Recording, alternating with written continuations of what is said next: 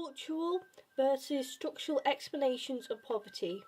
This is for AS Sociology Exam Board AQA.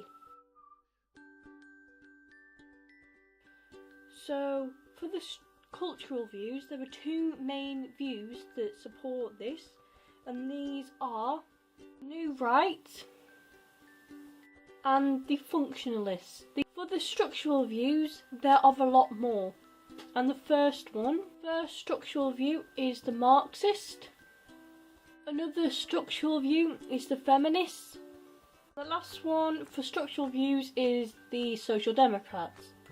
So we're going to start off with the New Right, and there are three main sociologists that you need to be aware of. We have Lewis,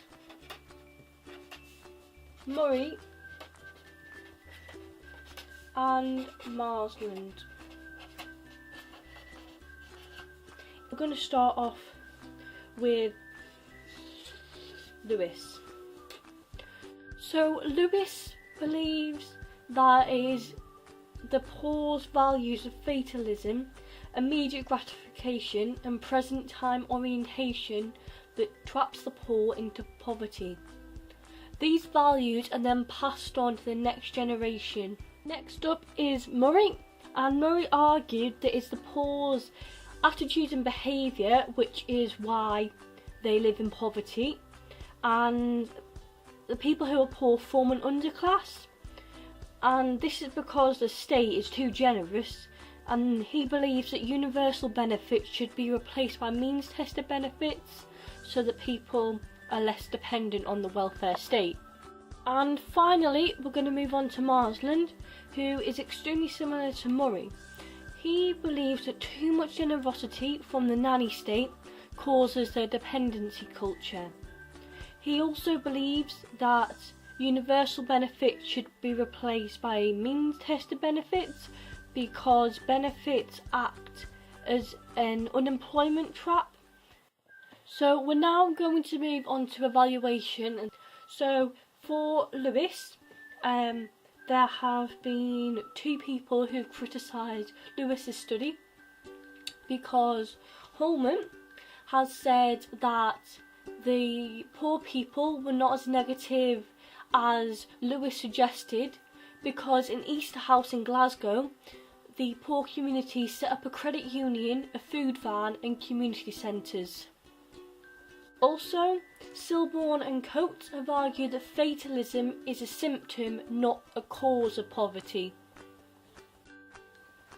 So we're going to do Murray and Marsland, and because they have extremely similar views, you can kind of group the evaluation point together. So for Kempson, he said that the poor are not an underclass as they want the same as everyone else, which is a decent home and income. And then Walker et al., which is Walker and others, said that the dependency culture is mean and harsh, so the poor will not want to be dependent on the state.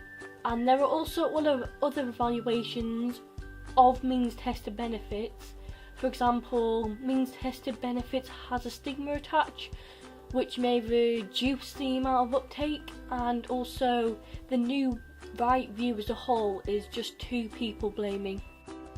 Functionalists like Davis and Moore stress the meritocratic nature of the capitalist society. They believe that poverty is an inevitable feature of the capitalist system, and different jobs have different degrees of functional importance, so some jobs have different levels of pay. Gans believes that poverty plays an important role in society because it provides jobs to the welfare professionals and others, for example, benefit admins, doctors and police.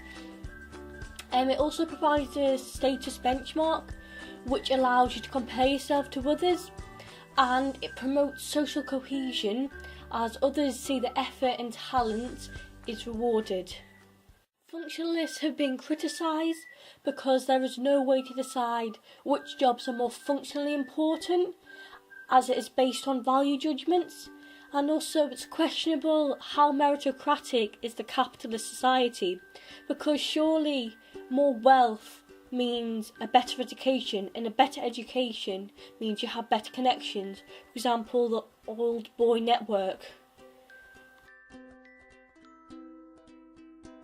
So we're going to start off with the Marxists, and the Marxists have a very, very negative view on poverty, because they believe that poverty is not a function for society and it's only for the ruling class, because poverty drives down wages and leads to higher profits for the rich. Poverty allows the poor to be scapegoated by the media. For example, Marx stated divide and rule. Poverty is an inevitable result of the exploitation in the present capitalist system, and the only way to get rid of poverty is communism. And also, poverty makes it difficult for workers to strike, as poorer people will be willing to take their jobs at any moment in time. It's important to mention some quotations that some of the Marx leaders have said. So Marx himself said that poverty results from exploitation because of surplus value from the rich. They receive higher wages and the poor don't receive the amount that they should. Kincaid said that some are rich because some are poor, demonstrating that the rich don't give the poor their fair share of wages.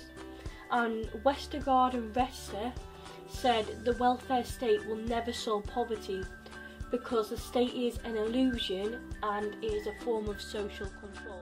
Finally, we're going to do the evaluation for the Marxist view. So firstly, communism hasn't helped the living standard because there are less people that live in poverty now than before. Marxism ignores the middle class. So we're now going to move on to the feminist perspective of poverty, which is a structural view. So firstly, you've got Lister, which is the only feminist who has said something about poverty, and she stresses hidden poverty and also how discrimination can cause poverty. She argues that society is patriarchal and women suffer because of it. So for the evaluation of the feminists, it's very, very difficult to measure hidden poverty because it's hidden, so it's impossible to measure. And also the Marxists have argued that class is more important than gender. So now we're going to do the Social Democrats, which is the final structural view of poverty. And they believe that people live in poverty because of situational constraints, and poverty is inevitable. For example, the tax and benefit trap means that the poor can't afford to buy in bulk, so they end up paying more, and they often live in areas with the highest interest rates, so they're forced to use payday loans. And there's only one evaluation point for the Social Democrats, and the Marxists say that they are naive because the Marxists believe that the state will never help the poor because the state is an illusion.